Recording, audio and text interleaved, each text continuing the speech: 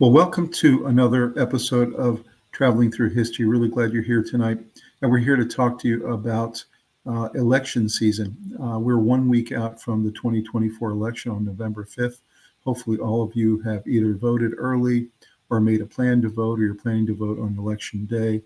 I do encourage you from Traveling Through History to make sure your voice is heard and that you do vote, you do your civic duty. I've already voted early in North Carolina, and so I will be like many people, sitting in my easy chair and watching the returns come in on Tuesday. It'll be a really exciting time.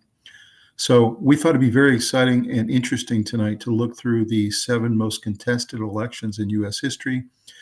And after we do, to really focus on one of those contested elections, and that was the contested and controversial election of 1876, where Rutherford B. Hayes, the governor of Ohio, defeated Samuel J. Tilden, the governor of New York.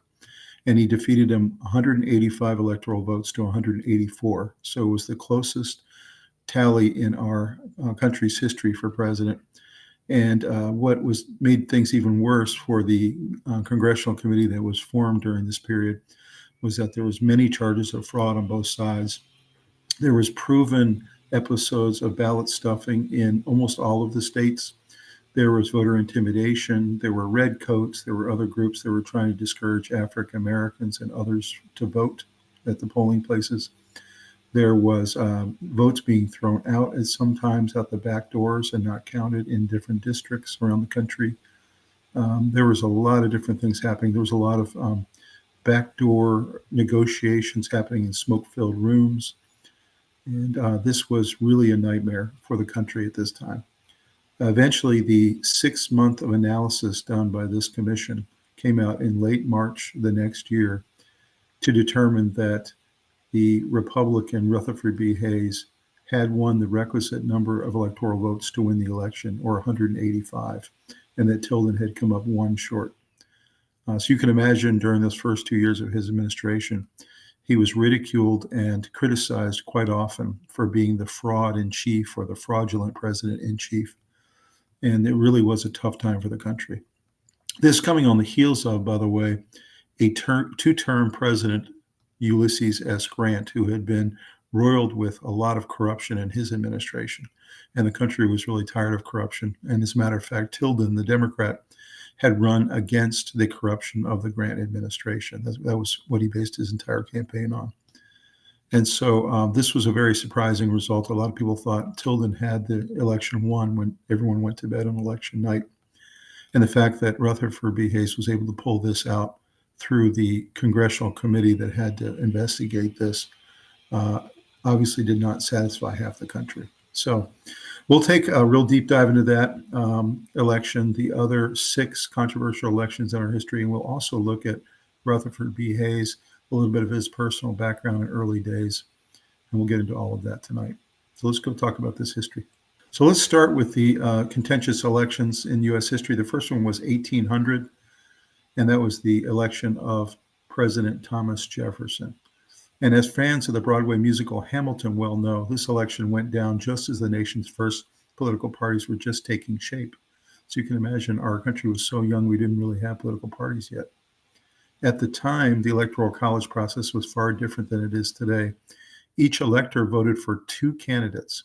The one with the most votes became president, while the runner-up became vice president.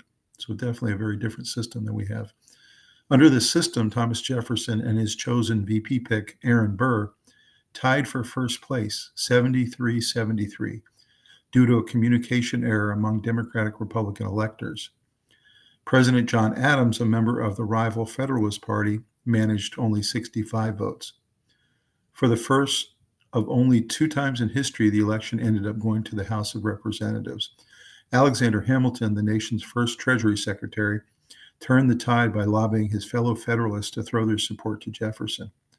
Though Hamilton and Jefferson despised each other, Hamilton considered him a much safer choice than Burr, whom he claimed loves nothing but himself, thinks of nothing but his own aggrandizement. The Virginian walked into the White House. Burr became vice president. He would actually kill Hamilton in a duel 3 years later while still in office. And the 12th Amendment was added to the Constitution to specify that electors vote separately for the nation's two highest offices.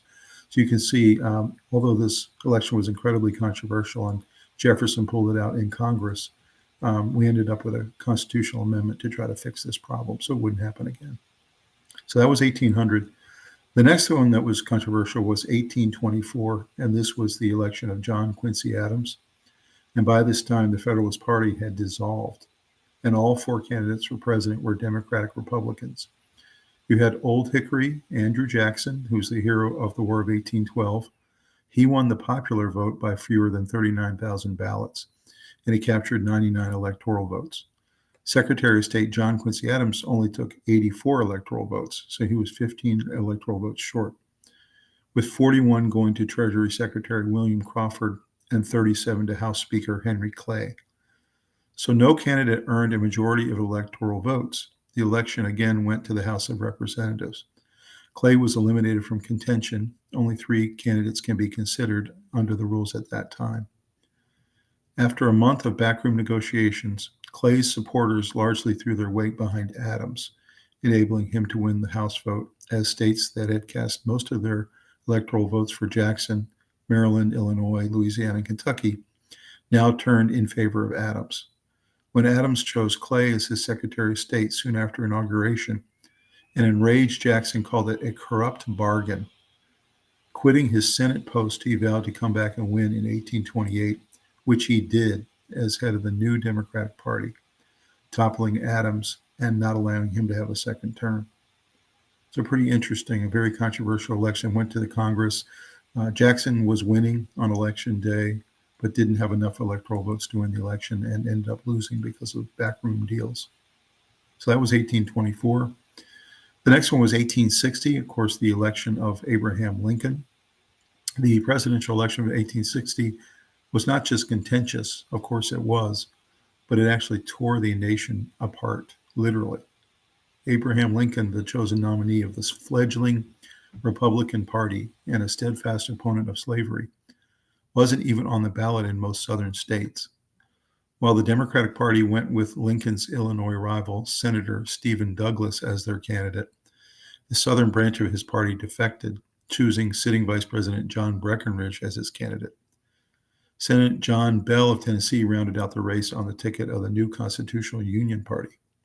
Lincoln won only 40% of the popular vote, but took most of the electoral votes in the North, along with California and Oregon. Breckinridge won electoral votes in most of the South, along with Maryland and Delaware. Bell won Tennessee, Kentucky, and Virginia, while Douglas captured only Missouri, despite finishing second in the popular vote. Just weeks before Lincoln's victory, South Carolina voted to secede from the Union. 6 more southern states followed after the election, forming the Confederate States of America in February 1861, with Jefferson Davis as their new president. So really amazing. The 1860 election isn't always talked about. Obviously, the Civil War came right afterwards and was already boiling before it. But as you can see, this was an incredibly contentious election, and Lincoln came to Washington really with quite a mess on his hands. So the next one is the one we're going to focus on tonight, 1876. This election was very contentious and controversial, as we've discussed a little bit already. It was a doozy. Democratic Governor Samuel Tilden of New York had won 250,000 more ballots in the popular vote than his Republican opponent, Rutherford B. Hayes, and he snagged 19 more electoral votes in the initial count. But Tilden was still 1 electoral vote short of a required majority of 185.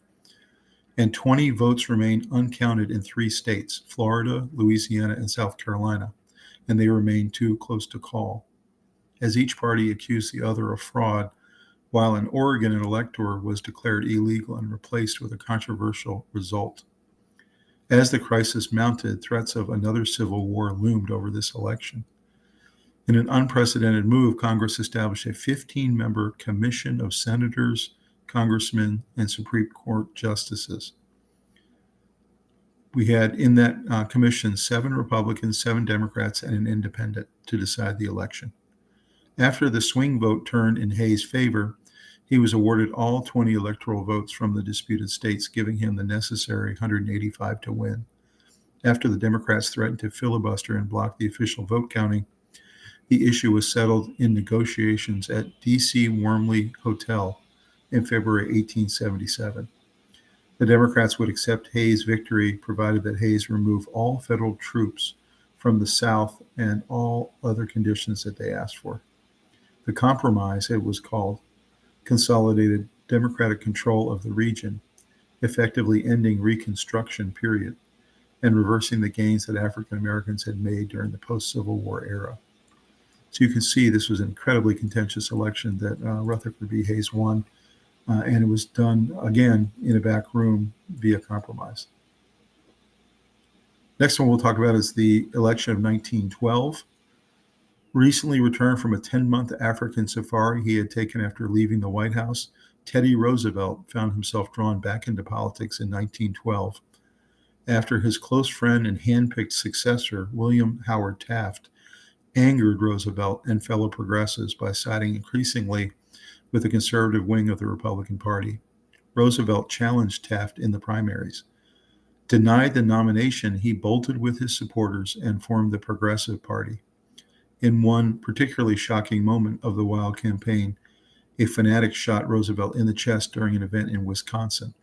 The self-proclaimed Bull Moose actually finished delivering his speech after taking the bullet. In the end, Roosevelt and Taft split the Republican vote, helping the Democrat Woodrow Wilson to win the White House, despite capturing less than 50% majorities in many states. Roosevelt finished second and Taft third, the last time in history that a major party candidate would fail to finish either first or second in a presidential election. So that's pretty incredible if you think about it. Teddy Roosevelt comes in very late in the election cycle and ends up coming second in this election as an independent. In fourth place was Eugene Debs, the Social Security Party candidate, who won 6% of the popular vote, turning in the best ever showing for a socialist candidate in U.S. general election history. So you can see this was an incredibly controversial election as well, with Teddy Roosevelt, who everyone thought had been retired and was off on an African safari, ends up coming back angry at his hand-picked successor Taft and decides to jump into the race. Next one we'll talk about is the election of 1948. The outcome of the 1948 election looked clear. President Harry S. Truman was on his way out of the office. In the midterm elections of 1946, both houses of Congress had gone Republican for the first time in nearly 20 years, and opinion polls showed only 1 in 3 Americans approved of Truman's leadership. Though Republican challenger Thomas Dewey was a strong candidate, having lost a close race to Franklin D. Roosevelt in 1944, Truman's biggest struggle was opposition within his own party. His own Commerce Secretary quit to run against him on the Progressive Party ticket. While Truman's public support of civic rights for African Americans lost him Southern conservative Democrats. These Southern Democrats walked out of the National Convention and formed their own states' rights party, known as Dixiecrats, behind South Carolina Governor Strom Thurmond. Truman campaigned hard through the fall, however, making whistle-stop train tours throughout the country in order to make the case that the do-nothing Republican Congress was blocking his proposals, and a Republican successor would repeal the New Deal programs that had saved the country from depression. Gallup's last pre-election poll, which showed Dewey beating Truman by 5 percentage points, went public on Election Day, even though it had been taken in mid-October. After Truman went to bed that night believing he had lost, his Secret Service agents had to wake him up at 4 a.m. in the White House to break the news of his actual victory. In a famous photo, a grinning Truman held up a copy of Chicago Tribune's morning edition, which went to press earlier than usual due to the printer's strike. And the headline was, "Dewey defeats Truman." Very iconic picture there of him holding up that paper, which of course wasn't true. Truman had held on for his reelection. So pretty incredible, the 1948 controversial election there, and the counting of the votes in the middle of the night. And finally, Truman pulled it off. So the final one we'll talk about, and then we'll get into the details of the 1876 election. Final one we'll talk about is the election of 2000. It was an election that went on forever, or at least it felt that way. In the race between Al Gore and George W. Bush, it all came down to the outcome in Florida. TV networks initially announced the state had gone in Gore's favor, then said it was too close to call before finally calling it for the Texas governor. With just a few hundred votes separating the candidates in Florida, the lawsuits and recounts began in full force, including heated disputes over confusing or improperly punched ballots, missing names on voter rolls, and multiple requests for ID from minority voters. 5 agonizing weeks after the election, the U.S. Supreme Court had the final word, ruling by a narrow majority to stop the recount ordered by the Florida Supreme Court on the grounds it violated the constitutional principle that all votes must be treated equally. Bush, who won 30 states, counting Florida, and maintained a razor-thin 5-vote majority in the Electoral College, would be the first candidate in 112 years to win the presidency without prevailing in the popular vote. He trailed Gore by more than 500,000 votes in that election. So as you can see, these days it's pretty common for the popular vote winner to not necessarily win the Electoral College, but throughout our history, for almost 200 years, most of the electoral vote winners won. You heard one earlier that did not, and that was Tilden against Rutherford B. Hayes. But other than that, George W. Bush's win was unusual in U.S. history. So those are some of the really controversial and really close elections we've had in our history. And as you can see, it really does get contentious when the parties are going for gusto. It is, in a lot of ways, all-out war when it comes to the political game that we play in this country. Just fascinating to see some of these elections and how they came down and what some of them turned on, some of the issues that they turned on. So let's talk some more about the details of the United States presidential election of 1876, which is the most controversial and proven fraud-filled in our country. It was a disputed election held on November 7th, 1876, in which Rutherford B. Hayes defeated Democrat Samuel J. Tilden. Tilden led Hayes by more than 260,000 popular votes, and preliminary returns showed Tilden with 184 electoral votes, one shy of the majority needed to win the election, to Hayes's 165 with 19 electoral votes in 3 states and one elector from Oregon still in doubt. The U.S. Congress subsequently created an Electoral Commission, which by early March 1877 had resolved all the disputed electoral votes in favor of Hayes, giving him 185 to 184 advantage. After the Civil War ended in 1865, the Republicans held a stranglehold on the presidency, and with Ulysses S. Grant winning easily both in 68 and 72. But Grant's administration and the Republicans generally had been beset by scandals and allegations of corruption, such as the credit mobilier scandal and the whiskey ring.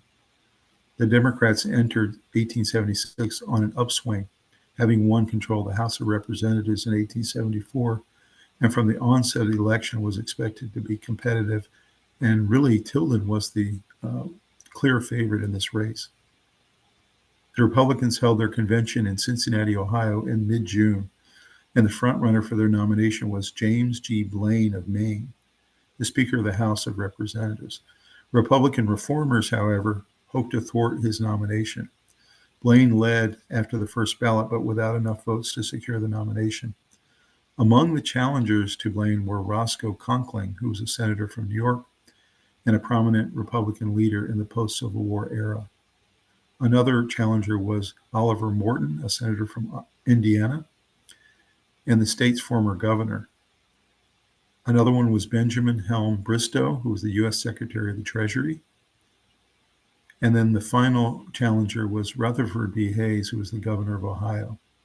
Eventually, with the withdrawal of Bristow, Conkling, and Morton in favor of Hayes, Hayes secured the nomination on the 7th ballot, and William A. Wheeler, a senator from New York, was selected as his running mate.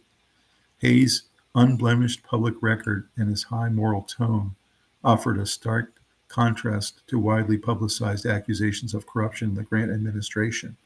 So you can see the Republicans went into that convention with 6 challengers, ended up coming out with Rutherford B. Hayes, largely because he was somewhat unknown. He had been a quiet and good governor for Ohio and a really solid leader, and he had a very high moral standing among the people.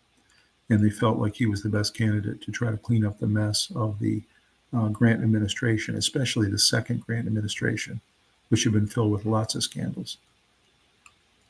The Democrats held their convention 2 weeks later in St. Louis, Missouri, the first time a national convention was held west of the Mississippi. Samuel J. Tilden, the governor of New York, strongly appealed to delegates from the southern states, and on the first ballot he led Thomas A. Hendricks, the governor of Indiana. After a second ballot, Tilden secured the nomination, and Hendricks was chosen as his running mate. In 1876, it occurred in the midst of economic depression in the United States and continuing sexual animosity, particularly in the South, where opposition to federal occupation and Reconstruction had grown very large. Many Republicans had grown weary of Reconstruction and had come to believe that the time for compromise with the southern states was finally at hand. Still, the Republicans continued their strong commitment to civil rights of formerly enslaved people. Their party platform stating that the permanent pacification of southern sections of the Union and the complete protection of all of its citizens and the free enjoyment of all their rights are duties to which the Republican Party is sacredly pledged. It further criticized the Democratic Party for its lack of commitment to civil rights, arguing that the party counts as its chief hope of success upon electoral vote of the United South, secured through the efforts of those who were recently arrayed against the nation, and we invoke an earnest attention of the country to the grave truth that the success thus achieved would reopen sectional strife and imperil national honor and human rights. Meanwhile, the Democratic platform called for the immediate reform of the federal government and to forestall Republican charges of sectionalism, committed itself to the permanence of the federal union. On Election Day, Tilden led Hayes by more than 260,000 votes and appeared on the verge of winning an electoral college majority, having swept much of the South. He also won border states and several states in the Northeast, including his home state of New York. He also won Connecticut, Delaware, Maryland, and New Jersey. However, 3 states were in doubt: Florida, Louisiana, and South Carolina, with 19 electoral votes among them. The status of one of Oregon's 3 electors had also been given to Tilden, but was now in question because that was an independent. Hayes and most of his associates were ready to concede when a New Hampshire Republican leader, William A. Chandler, observed that if Hayes were awarded every one of the doubtful votes, he would defeat Tilden 185 to 184. Both parties claimed victory in all 3 southern states and sent teams of observers and lawyers into the 3 states in hopes of influencing official canvasses. The impasse continued into December, when the electors were to meet and cast their votes. When Congress convened on December 7th, there were rival electoral reports that went to Congress. Over the next 6 weeks, maneuvering and acrimony prevailed in Congress, and there were fears that another civil war might break out. On January 29, 1877, Congress created an Electoral Commission to break the deadlock. The commission was to have 5 members from the House of Representatives, 5 from the Senate, and 5 from the Supreme Court. As originally conceived, the commission was to comprise of 7 Democrats, 7 Republicans, and 1 independent. The Supreme Court Justice David Davis refused to serve, however, after the Republican-controlled legislature of Illinois engineered him to have elected to the state's vacant Senate seat, and Justice Joseph Bradley, a Republican, was named in his place by the other 4 justices. While the commission was deliberating, Republican allies of Hayes engaged with modern Southern Democrats in secret negotiations aimed at securing acquiescence to Hayes' election. Although Bradley leaned towards Tilden's claim in Florida, he was swayed to back Hayes, and therefore every action by the Electoral Commission was resolved after 4 a.m. on March 2nd. Hayes was declared the winner with a narrow 185-184 majority, and he was sworn in privately the following day on March 4th. Although the result was greeted with outrage and bitterness by some Northern Democrats who dubbed Hayes his fraudulency, Hayes was sworn in without incident. Southern Democrats, however, found relative contentment with the outcome when, as president, Hayes promptly made good on his secret pledge made during the electoral dispute to withdraw federal troops from the states still under military occupation and thus ending the Reconstruction era. Therefore, the Democrats came to dominate what was known as the Solid South. And one other thing I'd mention about Hayes is he did decide to follow through on his commitment in that election. He had committed to run for only 1 term, and that if he was elected, he would step down after his first term. And he actually did do that. He stepped down after his first term, did not run again, and went back to Ohio and retired and never entered public life again, although he did stay involved as a consultant to some future campaigns. So very interesting. He felt it very honorable to the people that he had promised them to be a one-term president, and that's what he was, especially in light of the incredibly acrimonious situation that this election had created, one that almost caused a second civil war, one where there was fraud proven on both sides, there was ballot stuffing on both sides, there was a lot of suppression at polling places by both sides to not allow certain people to vote and certain minorities to vote. And so, very big of him to realize the situation that he had entered presidency as, and that he went ahead and followed through to step down after his first term. So let's talk a little bit about Rutherford B. Hayes as the person. He was born October 4th, 1822 in Cincinnati, Ohio. Rutherford B. Hayes was the 19th president of the United States. Before becoming president, he served in distinguished legal, military, and congressional posts and was governor of Ohio.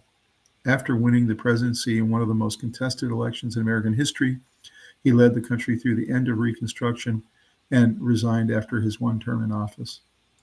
Hayes was born in Delaware County, Ohio. His family had moved to Ohio 5 years previously before his birth, and his father had died about 2 months before Hayes' birth. Hayes and his sister Fanny were raised by their mother, and Hayes attended various schools until graduating from Kenyon College in 1842 as his class's valedictorian. 3 years later, he emerged with a law degree from Harvard Law School and began practicing law in Lower Sandusky, Ohio.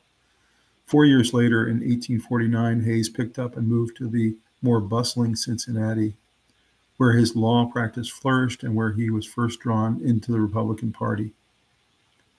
His anti-slavery sentiments found kinship in the Republican Party at that time. In 1852, Hayes married Lucy Webb, a graduate of Cincinnati's Wesleyan Women's College.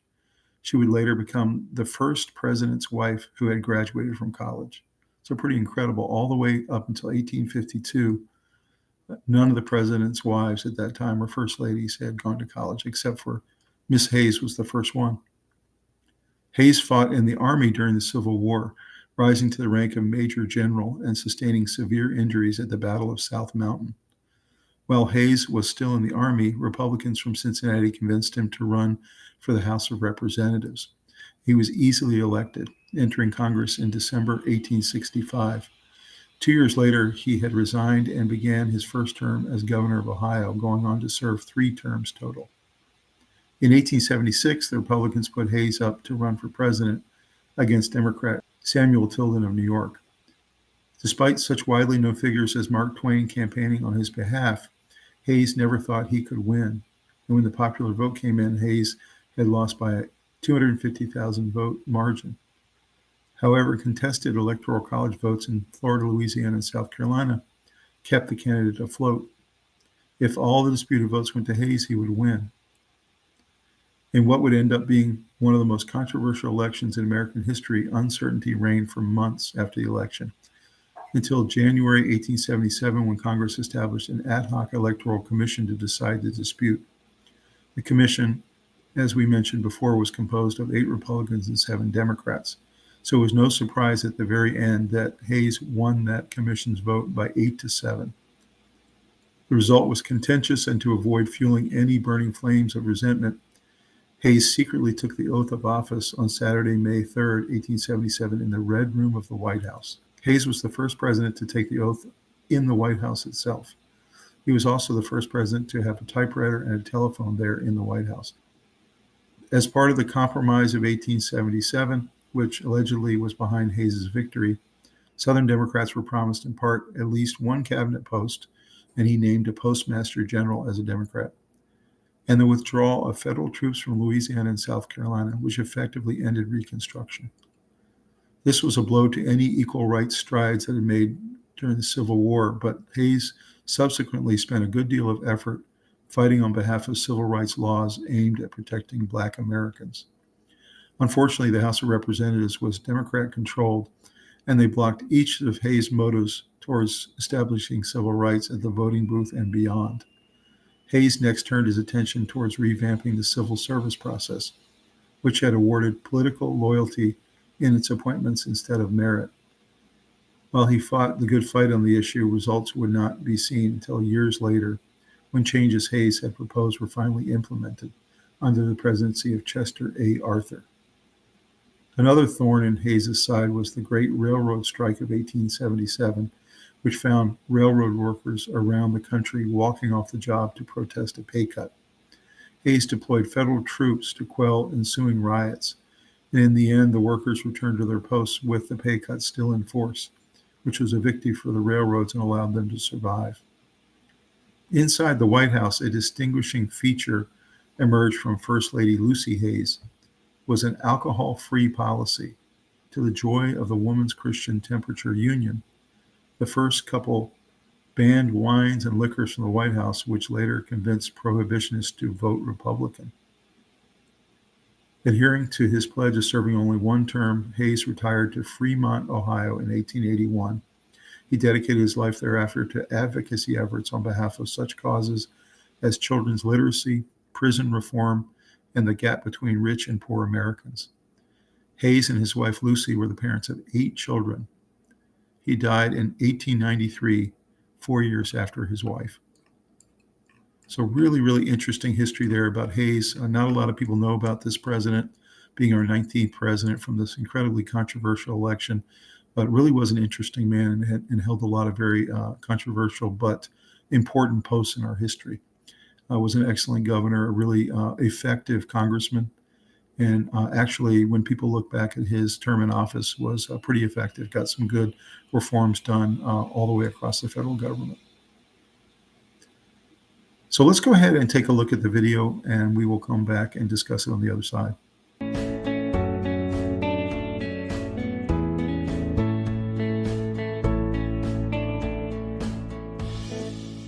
A century after the signing of the Declaration of Independence, the nation which had managed to survive the Civil War faced a new challenge. The most contested and probably most corrupt presidential election in the nation's history. Full of accusations of and actual fraud, the results were so uncertain and contested that the impasse could only be met with unprecedented solutions. And those solutions had an enormous impact on and end an era of American history. It is history that deserves to be remembered. The elections after the Civil War proved that the divided nation was far from healed. Grant's 1868 victory was considered slim by contemporary observers. Black suffrage remained one of the most contentious issues, with Southern states hoping to suppress the vote on the state level. Grant supported suffrage for the freedmen, and he won a majority of their 500,000 votes. While Grant won handily in 1872, foreboding signs abounded. Arkansas and Louisiana's votes were thrown out due to irregularities. In 1874, President Grant sent troops to Louisiana to stamp out an armed uprising against the Republican government there. And in January of 1875, that commander seized the State House to expel Democrats and preserve a Republican majority. Grant's second term, however, was haunted by corruption, scandal, and the long depression which began after the Panic of 1873. Grant chose not to run for a third term, but it was unclear who would succeed him. In 1874, the Democrats had won control of the House for the first time since the Civil War, and set the stage for a very different election in 1876. The Republican convention struggled to find a candidate, with the popular James Blaine unable to secure a majority.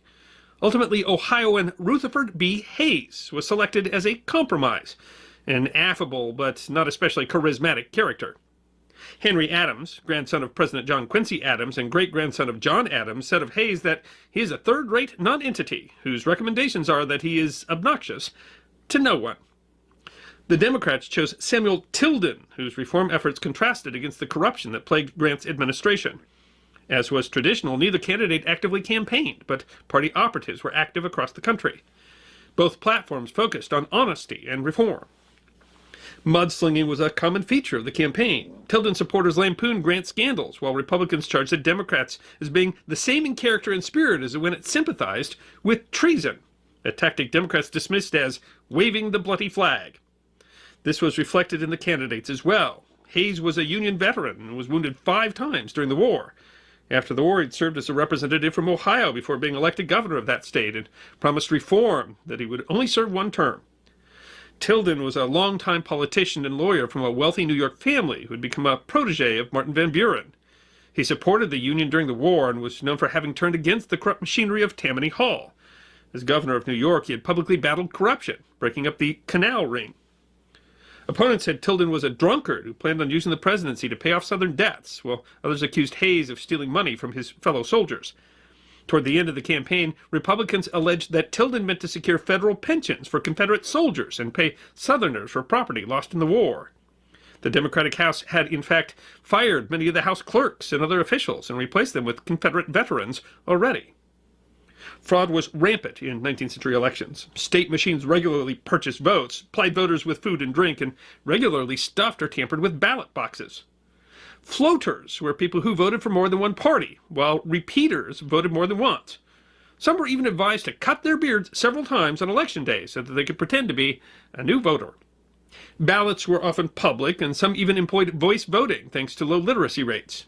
Even during Reconstruction, the South saw serious incidents of voter suppression, with groups like the KKK and the Red Shirts using mob violence, lynching, and intimidation to keep African Americans from the polls. They would sometimes simply refuse to allow Republicans to put their ballot in the box, or would trick illiterate men into voting for the Democratic candidate. The Red Shirts and similar groups such as the White League used violence liberally. In Louisiana, the White League forced 6 Republican office holders to resign in 1874, and then killed them, along with a number of freedmen. That same year, White League members actually routed 3,500 police and militia and seized the Louisiana State House. In the Carolinas, red shirts employed intimidation and violence, wearing red shirts as an implicit threat. In 1876, the Democratic organizer in South Carolina required his supporters to wear red shirts at party functions. One anti-Reconstruction historian estimated that 150 African Americans were killed in South Carolina during the campaign. Years afterwards, a red shirt leader would say that we went to battle. It was then that we shot them. It was then that we killed them. It was then that we stuffed ballot boxes. November 7th, 1876, Election Day was generally quiet, but voting across the country, and especially the South, was corrupted by enormous and determined efforts to win the election unfairly, by both sides. By the evening of Election Day, however, things were looking grim for Hayes, so grim that the party chairman had taken a bottle of whiskey to bed. But in New York City, the controversial Daniel Sickles stopped by a depressed and nearly empty Republican national headquarters to examine the returns. Though Tilden had a large lead, Sickles noticed that if 3 particular close states held to Hayes, he would become president by a single electoral vote. Sickles sent telegrams under the names of the absent party chairman. With your state sure for Hayes, he is elected. Hold your state. November 8th was a day of mixed celebration. The Buffalo Courier read, "Glory, Tilden triumphant," while the New York Times said, "Results still uncertain." This was thanks to reports from those states that Sickles had sent telegrams to the night before: Louisiana, South Carolina, and Florida, as well as Oregon. The results in all 4 states were already in dispute. The vote counts were incredibly close, with South Carolina going to Hayes by less than 1,000 votes, Florida to Tilden by only 100, and Louisiana to Tilden by 6,000 votes. Oregon was a special case. Hayes had clearly won the state, but one of the chosen electors was a postmaster, and the Constitution says electors cannot be government employees. Though he resigned, the Democratic governor replaced him with a Tilden elector. Though Tilden seemed to have won the popular vote with a solid majority of 250,000 votes, the electoral count was undecided. 185 votes were needed to win, and without the disputed states, Tilden had 184 to Hayes's 165, with 20 in dispute.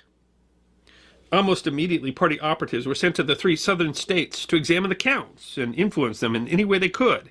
Hayes and Tilden stayed out of the growing fray. Hayes, believing that he'd lost, wrote that he could remain in Columbus, where the cousins and friends live. Newspapers across the country were declaring for one or the other and stoking controversies, with selling papers faster than hotcakes. Reports were conflicting, with a shouting multitude rushing to Hayes when at one point a claim came in that Tilden had lost his home state of New York. It was an important election. A record 81% of eligible voters had voted. But of course there were legitimate issues with the counts. In South Carolina, more than 100% of eligible voters had somehow voted, and it was no secret that intimidation and outright fraud were rampant. Governments in all 3 states were in limbo as candidates from both parties claimed to be the legitimate elected government. But the early returns meant little. All three southern states had to have those tallies reviewed by returning boards, which were all controlled by Republicans, who had the power to throw out votes if they deemed them fraudulent. One Republican dashed south with a letter to Hayes saying he meant to aid in preventing our being defrauded of what we have fairly won. Well, Hayes believed that the southern states were carried with fraud and violence by Democrats, and that if the election had been fair, he would have won both the Electoral College and the popular vote. He feared that contesting the results might cause further issues. Indeed, the country was awash in talk of a possible second civil war, and President Grant ordered several regiments secretly into D.C. to maintain order. Even while Republican agents were throwing down with Democrats by whatever means necessary, Hayes insisted he wanted no taint of dishonesty in canvassing the votes. In Florida, one historian wrote, it was impossible to determine who would have won a fair election. Democratic ballots with Republican insignia abounded, and rural areas had the results delayed and altered if necessary. Lew Wallace, writer of Ben-Hur and a Civil War veteran, went to Florida at Hayes's behest and was dismayed at what he saw. Nothing is so common as the resort to perjury, unless it is violence. If we win, our methods are subject to impeachment for possible fraud. If the enemy win, it is the same thing exactly. Though Tilden was as concerned about honesty as Hayes, Tilden's nephew, William Pelton, was trying to buy off members of the returning boards. In South Carolina, 2 counties' votes were invalidated, handing the state to Hayes and the state government to Republicans. The Democrats set up a rival government. In Louisiana, J. Madison Wells, chair of the returning board, likely negotiated for a payment from his own party to compete with the offer from Tilden's nephew. 15,000 votes, 13,000 of them Democratic, were thrown out. The returning board from Florida reported Hayes the winner as well. On December 6th, when the states officially cast their ballots, all 4 disputed states saw electors both parties have their votes recorded. Now more wrinkles face the nation. The Constitution says to the President of the Senate, who shall, in the presence of the Senate and House of Representatives, open all the certificates, and all the votes shall then be counted. But who exactly decided which votes to count when conflicting votes arrived? To make the situation worse, the President of the Senate is the Vice President. However, there was no Vice President, as Henry Wilson had died in 1875. The acting Senate President was Republican Thomas Ferry, who chose to sidestep the issue and refused to make the decision. Democrats largely thought all of Congress should vote on the issue, secure that they had the majority. Meanwhile, all kinds of politicians worked behind the scenes to jockey their way into a commanding position. Roscoe Conkling, a New York Republican, disliked Hayes and approached Tilden surreptitiously. Another man claimed that he had 36 Democratic votes in the House that could support Hayes if the South was given home rule and the last federal troops were removed, while others suggested promising money to the Texas and Pacific Railroad to earn Southern votes. To solve the issue, committees proposed something unprecedented to decide the election: an Electoral Commission to have 5 representatives, 5 senators, and 5 members of the Supreme Court. The commission would be evenly split between Democrats and Republicans, with the 5th Supreme Court member to be an independent chosen by the justices of the court, expected to be David Davis, who would then decide the election. Democrats were especially supportive of the commission, but opposition was rife as well. Tilden supported it, though he didn't, and Hayes came around to it after first complaining that it was a surrender. A final bit of intrigue threw everything back in the air.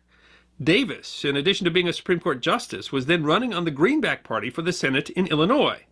Tilden's nephew, Pelton, suggested giving Davis Democratic support, which would earn him the Senate seat that he had no chance at otherwise getting. Pelton believed that he was purchasing Davis's support, but it was a colossal miscalculation. Davis refused to serve on the commission since he was taking the Senate seat. He was replaced by Justice Joseph Bradley, a Republican. From then, the results were never especially in doubt. Though Democrats argued that the returning board's conclusions should be ignored, the votes in the commission went straight along party lines, giving Hayes the votes 8-7 each time. It is possible, though not universally agreed, that a backroom and unwritten deal among congressmen called the Compromise of 1877 actually decided the election. Democrats continued to try and halt the official count through filibustering techniques, which lasted until March 2nd, only 2 days before the presidential inauguration. The compromise stated that the last federal troops would leave the South, one Southern Democrat would be appointed to the cabinet, a Texas and Pacific Railroad would be built, and money would be given to the South to revitalize its economy. The North would let the South deal with African Americans as they desired. But it isn't universally accepted that the deal really happened. Hayes had already advocated for Southern home rule and promised to appoint a Southerner to his cabinet. Additionally, he did not provide money to the South for its economy, nor back the Texas Pacific Railroad. Hayes was confirmed formally at 4:10 a.m. on March 2nd. After all the shouting and arguing, Hayes was officially inaugurated on March 5th, 1877. Peacefully, although angry Democrats referred to him as your fraudulency. He removed federal troops from the South, appointed a Southern Democrat to his cabinet, and then pretty much carried on like normal. Tilden never contested the election.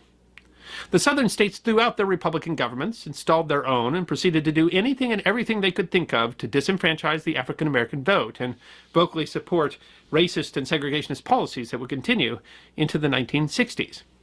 Officially, Hayes won by a single electoral vote, 185 to 184, the closest decision in Electoral College history. The 1876 election and extraordinary methods used to resolve that election profoundly affected American politics and drew many of the lines that would define the parties through much of the next century.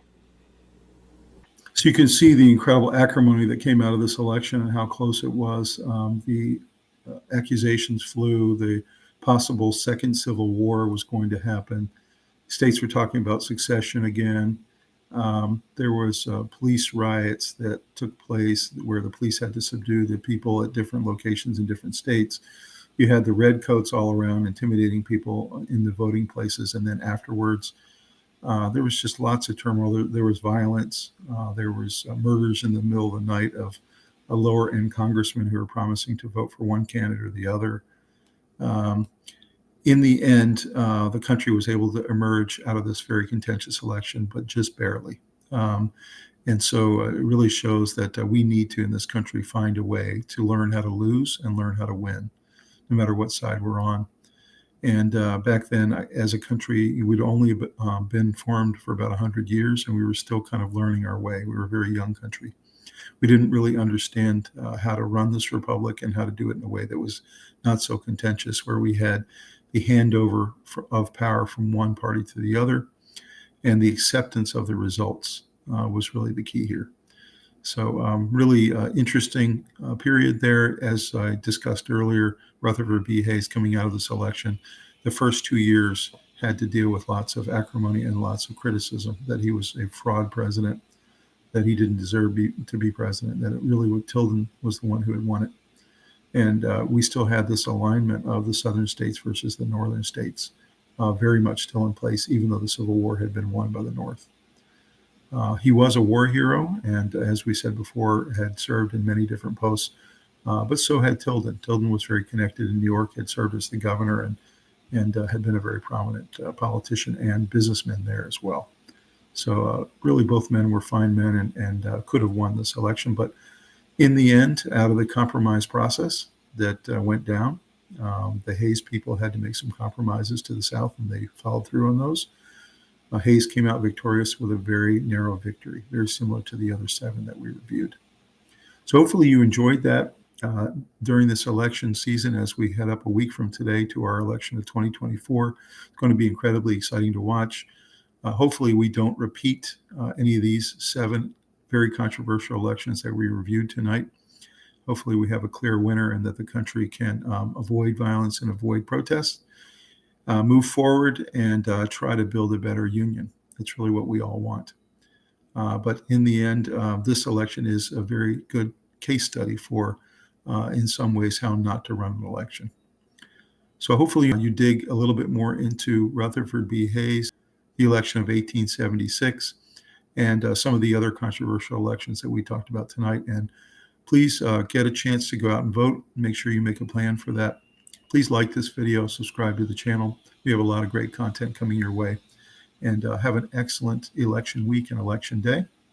And we'll talk to you next time. We hope you love history as much as we do. Have a good night.